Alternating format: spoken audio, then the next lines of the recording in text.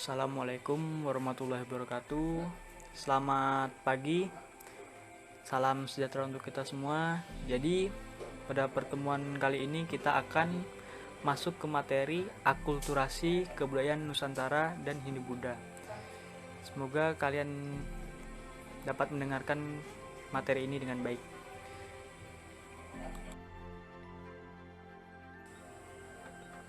Jadi di sini saya sebelumnya akan memperkenalkan diri. Nama saya Muhammad Arif.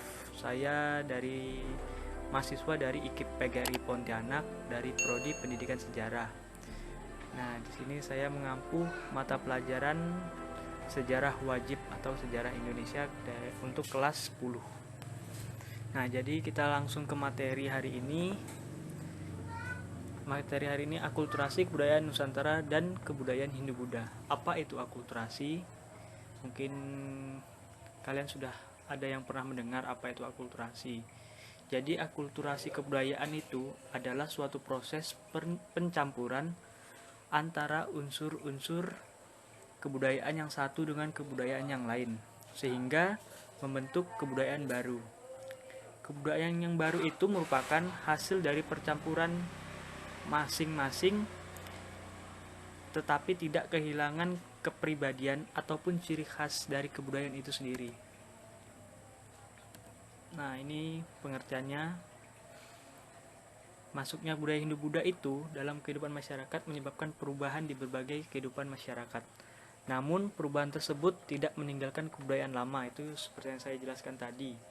Kebudayaan baru yang masuk bercampur dengan kebudayaan lama dan menghasilkan kebudayaan baru. Proses percampuran itulah yang disebut dengan akulturasi. Nah, jadi apa saja bentuk-bentuk akulturasi yang bisa kita lihat pada saat ini? Next. Nah, ini pertama itu dari seni bangunan. Bangunan-bangunan peninggalan kebudayaan Hindu-Buddha yang masih dapat kita temui saat ini adalah bangunan keagamaan yang biasa disebut candi. Sebelum agama Hindu-Buddha masuk ke Indonesia, penduduk Kepulauan Nusantara sudah mempunyai kepercayaan sendiri. Bentuk kepercayaan tersebut antara lain pemujaan terhadap arwah nenek moyang. Pemujaan tersebut biasanya dilakukan di sebuah bangunan yang berciri punden berundak-undak atau bangunan yang bertingkat. Bangunan yang punden berundak-undak atau bertingkat ini biasa disebut candi. Nah, candi Hindu-Buddha di Indonesia itu sendiri mendapat pengaruh dari ini. Contohnya bisa dilihat pada bentuk Candi Borobudur. Nah, ini merupakan bangunan berundak. Di mana bangunan berundak itu bisa dilihat ini bertingkat-tingkat. Ini yang disebut dengan bangunan berundak. Punden berundak-undak biasanya. Jadi punden berundak itu merupakan unsur dari Indonesia asli, bukan dari pengaruh dari seperti dari India, yang dimana India itu merupakan pusat peradaban Hindu. Itu jadi beda dengan yang ada di India. Nah, seni rupa.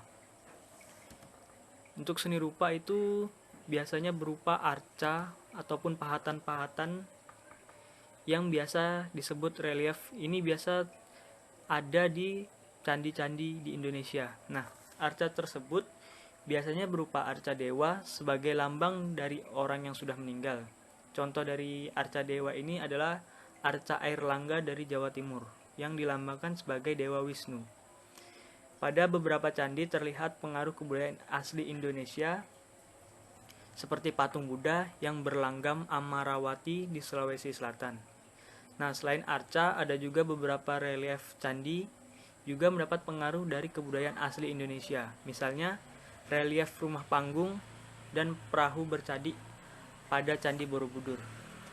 Relief yang dipahatkan pada dinding-dinding pagar di Candi Borobudur merupakan pahatan riwayat Sang Buddha. Nah, di sekitar Sang Buddha terdapat lingkungan alam Indonesia seperti rumah panggung dan burung merpati. Itulah yang disebut tadi misalnya relief dari rumah panggung itu. Nah, relief selain relief itu ada juga relief Kalamakara pada candi. Itu saat itu dibuat sangat indah. Hiasan relief Kalamakara dasarnya adalah motif binatang dan tumbuh-tumbuhan.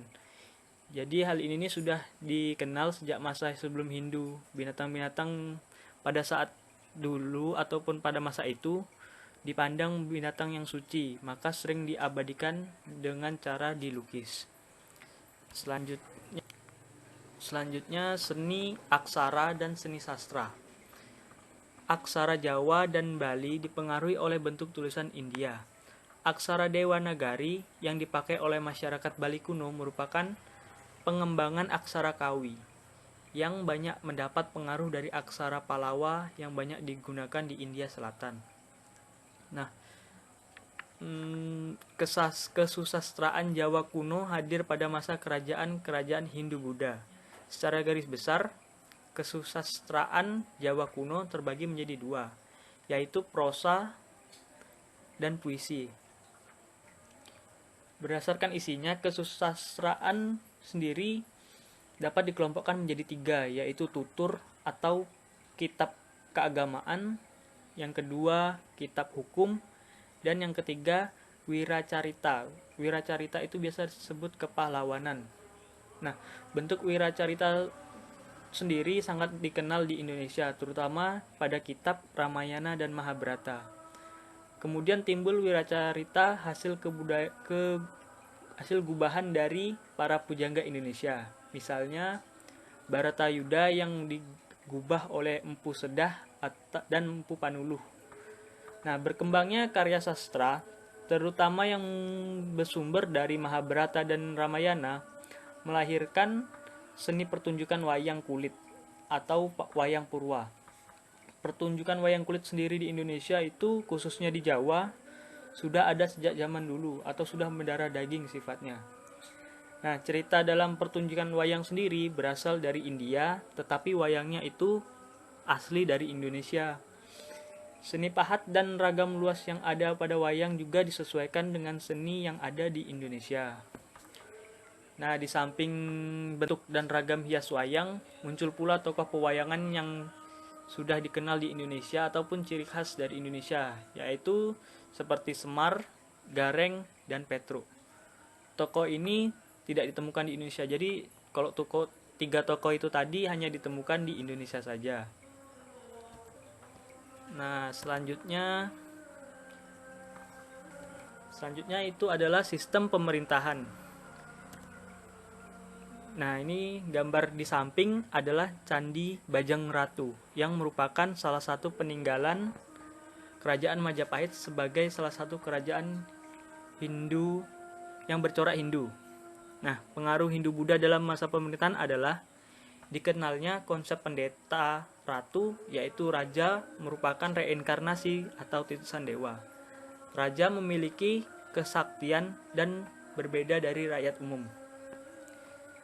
Jadi salah satu bukti akulturasi dalam bidang pemerintahan adalah seorang raja pada saat itu harus berwibawa dan dapat dipandang memiliki kekuatan gaib seperti pada pemimpin masa sebelum Hindu dan Buddha.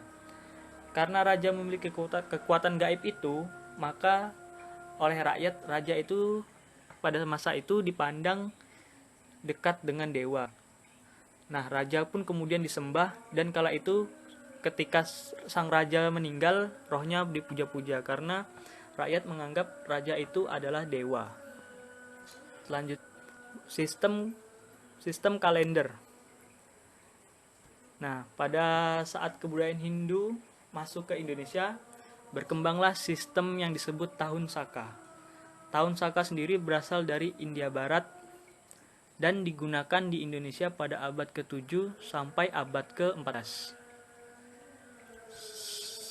Selanjutnya ada seni pertunjukan. Apa saja yang ada seni pertunjukan? J.L.A. Brandes berpendapat bahwa gamelan adalah salah satu instrumen di antara seni pertunjukan asli yang dimiliki oleh Indonesia sebelum adanya unsur-unsur budaya dari India. Selama berabad-abad, gamelan telah mengalami perkembangan dengan masuknya unsur budaya baru baik pada segi bentuk maupun kualitas.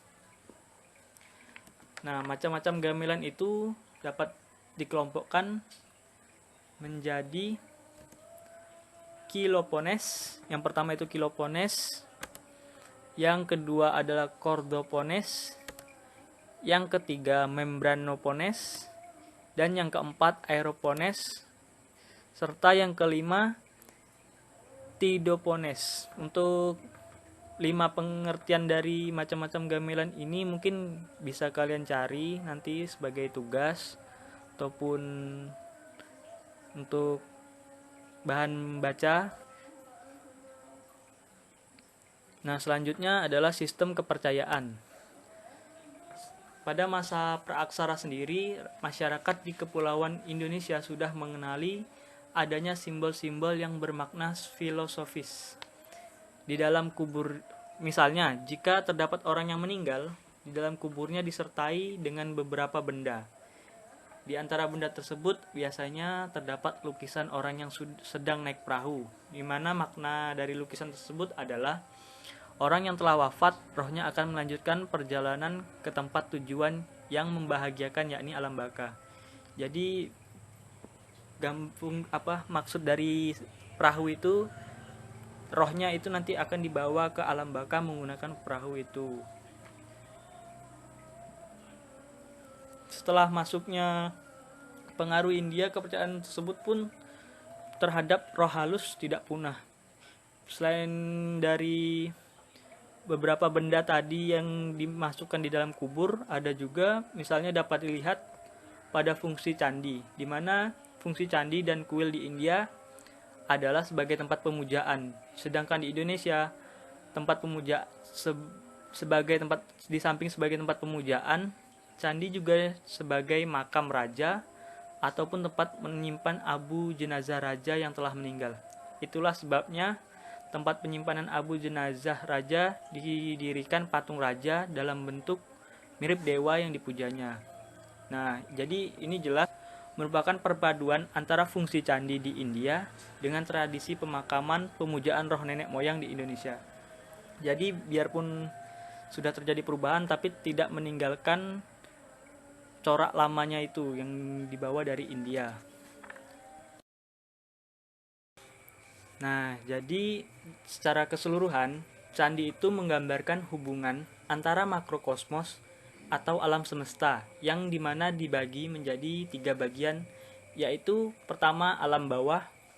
Alam bawah merupakan tempat manusia yang masih mempunyai nafsu. Nah, yang kedua alam antara. Alam antara sendiri merupakan tempat manusia yang telah meninggalkan keduniawian dan dalam keadaan suci menemui Tuhannya. Dan yang ketiga ada alam atas, di mana alam atas ini merupakan tempat para dewa-dewa.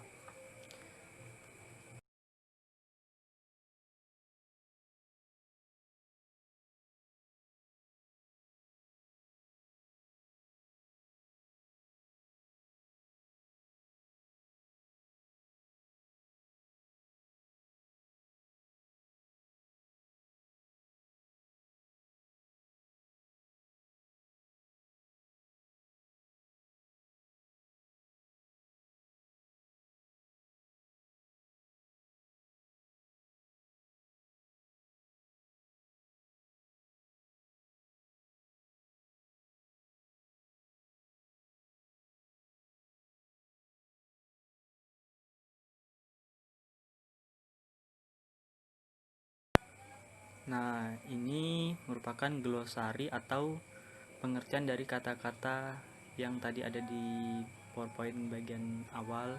Seperti yang pertama itu akulturasi.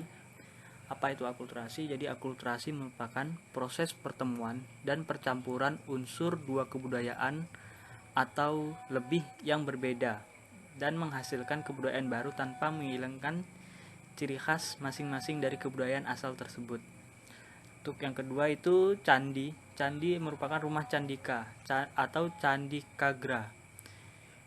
Candika adalah sebutan untuk Dewi Surga, sakti Siwa yang berhubungan erat dengan kematian.